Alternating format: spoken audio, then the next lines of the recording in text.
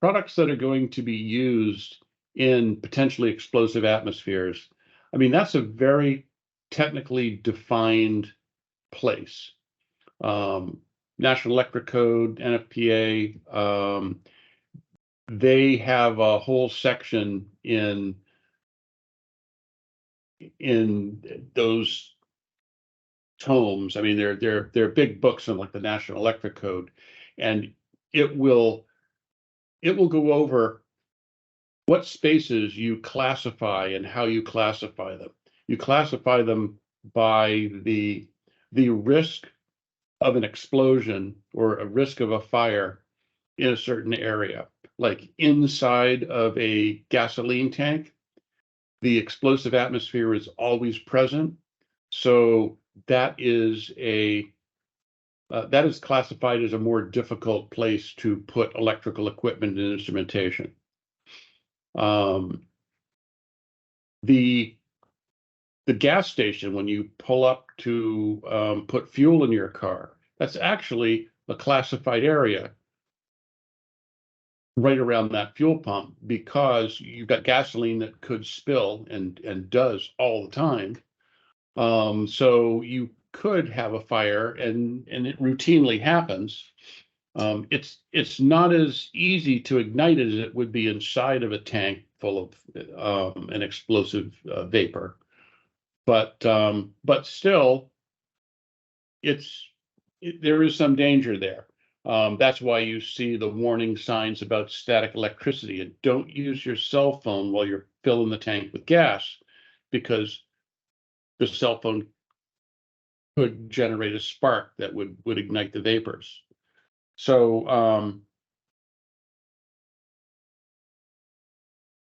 that's one type of classified zone, is explosive gases and vapors, and it covers hydrogen and acetylene and gasoline and diesel fuel. All of those different chemicals, different gases and vapors have different explosive levels. They have different temperatures that they can tolerate before they would ignite. And there's a pretty long list of them. So they're each kind of set into groups. So you have zones based upon, is the vapor going to be present? And then you've got groups. What is the type of vapor there is? And then there's what's the type of hazard in a coal mine? Coal dust and methane are the primary explosive hazards. So that's one classification. You've got gases and vapors that can explode, like chemical plants or refineries. But there are also there's also explosive dusts and fibers. You might remember there was a mill, I think, in Lowell that caught fire a number of years ago, and it was because there were so much fine particles of fibers floating around that when you get stuff that is, fundamentally it can burn, even if it doesn't burn very well. When you get a high surface area of this material, it can be quite explosive. Sugar is another example. Sugar mills are famous for exploding, and they'll knock down the entire building, and it happens sadly, all the time. So that's kind of how the zones get. There's different levels of danger, and depending upon the level of danger, and it's based on where it is, how bad it is. There are limits put on your equipment. You can't install equipment unless it is rated for the danger that it's going to face. So for things that are high danger, you need very significant levels of protection on the device. For things that are just minor dangers, You don't need that much protection. It can just be something that doesn't that you can't set it on fire. There's not enough energy in it that it'll actually burn up and cause a flame. And maybe that's good enough. Non-incendive is one of the terms that they use. And then as you get up into the more difficult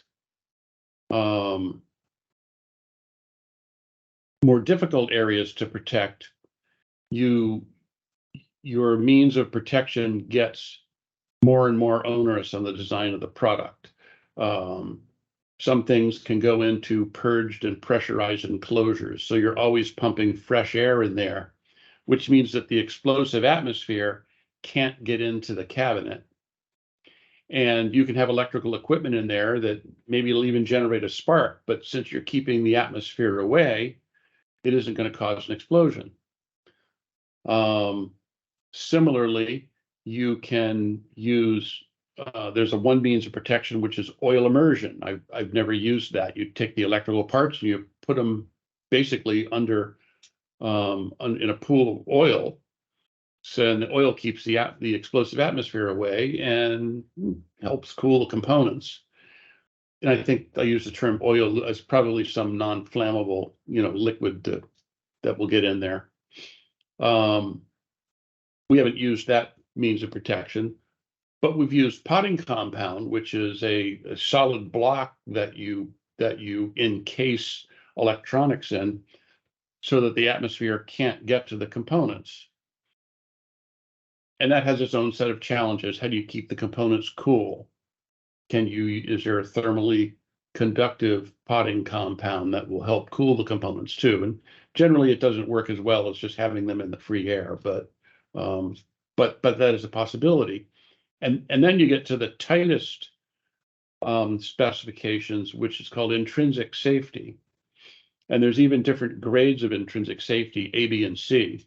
And the tightest grade of intrinsic safety, the circuit must be incapable of causing, I'll just say a spark, but really a release of energy in excess of, I forget what the number is, like 140 microjoules. It's a very tiny amount of energy. And the circuitry has to be designed in such a way that there's no way for you to have that much energy build up and get released at one time. And it's a bit of a challenge. And we've designed and manufactured some of that kind of equipment.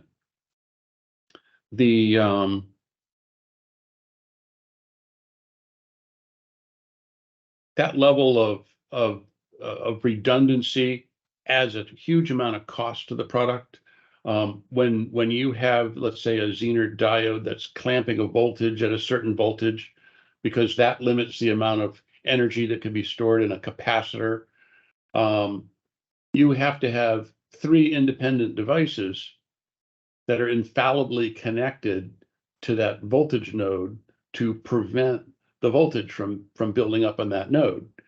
So if you have a resistor that you're using as a barrier to limit the amount of current that can flow to a product, like let's say to an inductor, you need 3 resistors, because there's an assumption that even though resistors are considered infallible devices, you could have 2 of them. The 2 of them, they'll simply short them out, and the third one's got to be able to do the whole job and prevent the inrush of the current. So if you're using batteries to power your equipment, half of the power in the batteries is spent in passing through all of these barriers. So it lowers the amount of time that your product is going to run. You'll have an instrument, it'll have a lot of batteries in it, but it's still only going to run for 3 hours or 4 hours. And that's because of all of the barriers, and the more power it uses, the more power it wastes in the intrinsic safety barriers. So it's complicated thing to describe because there are so many ways to solve the problems, but it all starts with identifying in your market, where are you going to sell your product? You're selling it into oil refineries? Okay. Where exactly is your product going to go in an oil refinery and in a particular oil refinery? And you'll find you have to do the market research. If they want to use it in an area that they call zone zero, that's where potentially there's always or very often explosive atmospheres present. That's going to be some of the most onerous design criteria for the product. But you have to identify where it's going to go first so that you can figure out what level of protection you've got to use when designing the equipment and manufacturing the equipment. And once you know that, then you can take your requirements, the list of things that the product needs to do, and you can impose the requirements that come from the fact that it's in an explosive atmosphere, that it has to do it with so much less energy, or whatever energy is being dissipated has to be spread out over many components so it doesn't get too hot and it doesn't spark. And it can be very challenging to design for that kind of an environment. And then it kind of goes even a step further, because this reaches all the way through into manufacturing, because it's not what you do, it's how you do it. You can have a schematic and you can have two printed circuit boards with all the components on them, and one of them could be considered intrinsically safe and the other one would not be. And that's all because of the way that the traces are run around. Separation of different circuits needs to be infallible so that it cannot bridge. And there's certain standards for that based upon the voltage. You've got so many millimeters between the traces. And as you might imagine, when you consider UL and things like that, they have spacing requirements on printed circuit boards and for components. So when you see something that's UL recognized, for the rated voltage, it has the appropriate spacing. When you start working in intrinsic safety, the spacing is much, much bigger than for UL. So to the point where you can realistically only use every other connection point on a connector because the spacing isn't good enough. And you might have to pull all of the conductive parts off the connector in between them because it's the sum total of the distances. It can be challenging in some cases. And I said it goes all the way down into manufacturing, because as you're building the product, there's a pretty significant level of inspection that's required on components coming in to confirm that they meet the design requirements. You can no longer really trust, like say a PC board supplier putting the components on the board. You've got to inspect it to make sure that they haven't done something that's going to violate spacing rules. So an explosive atmosphere is where you bring the spark and the oxygen and the fuel are there to cause an explosion. In an elevated oxygen atmosphere, the oxidizer is present, and you just walking in with something that could burn would forget having to have a spark. It can spontaneously combust if the percentage oxygen is high enough and the pressure is high enough. It's difficult to take a product that's, let's say you have a gas detector. It's a gas that detects volatile organic chemicals, and it's used for environmental monitoring or something. Someone says, "Oh, I want to sell these to a refinery," but they want it to be suitable for use in Zone 1, Class 2, or something like that. And then there's and then which gases are we talking about, and there's a string of numbers about that long on the label, which is what the product is designed to work with. And they say, can you make it do that? The answer is, well, let me have a look. But if I had to guess, it would certainly require a significant redesign.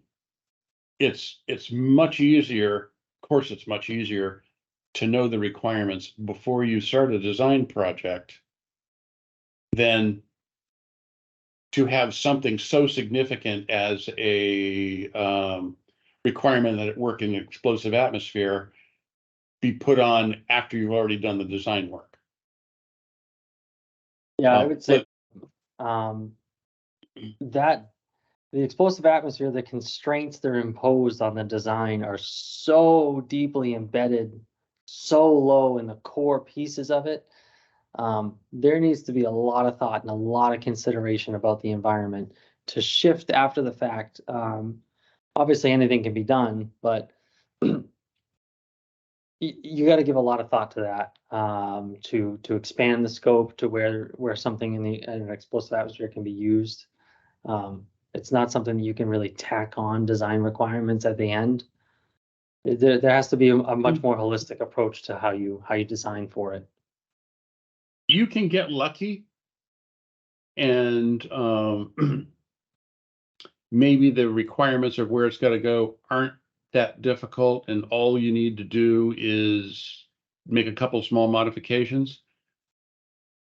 But it's very likely that it will require a complete ground-up design. Because keep in mind, the barriers to the energy, the voltage limiting devices, the resistors that are in there, they degrade the performance of the product. They'll cut the battery life in half, or even they'll cut it down by 2/3. So what used to run for 8 hours only runs for 3 or 4 hours now. And the solution, you would think, well, okay, we'll just put double the battery power on there. Maybe that'll work. Maybe it won't. Because when you add more energy, of course, now you've got to consider, are your barriers sufficient?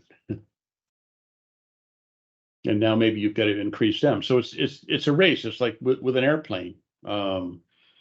You keep adding things to an airplane, and now you've got more weight, so you need a bigger engine, and that consumes more fuel. So now you got more weight, so that's okay. Increase the size of the engine again, and pretty soon, it's the design is just going to never be able to get off the ground, literally. So there's a little bit of that looking at intrinsic safety. So you really kind of have to start the basic design within the limitations of the energy that you have available to do the job. Luckily, electronic components are getting much smaller. They don't consume nearly as much power as they did, say, 10 years ago, or 20 years ago. So it's getting easier to have sophisticated instrumentation in these locations.